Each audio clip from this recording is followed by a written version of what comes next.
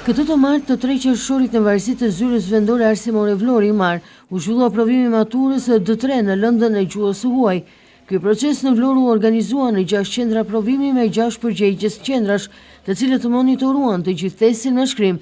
Në këtë test të parë të provimeve të maturës shtetërore u përfshin gjithsej 1121 maturant këta të cilët vinë nga 20 shkolla publike dhe jo publike të këtij territori arsimor të Vlorës dhe i Marës. Për administrimin dhe mbarvajtjen e provimit u angazhuan 129 administrator, të cilët ishin të pajisur me të gjitha udhëzimet dhe standardet e përcaktuara nga Ministria e Arsimit për mbarvajtjen e procesit mësimor.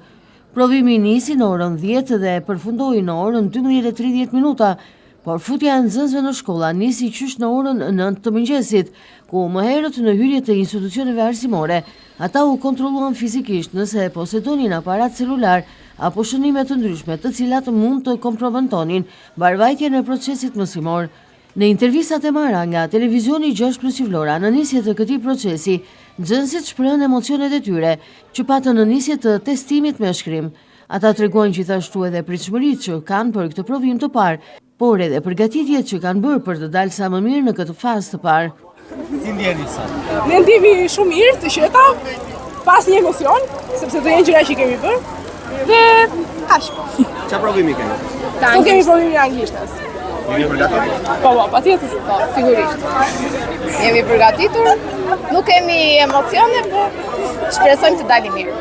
Është provimi vështirë i anglishtes? Jo, nuk është. Po. Po ne nuk e kemi parë si është provimi, por që besoj që nuk do jetë i vështirë. Keni bërë para provimit? Po.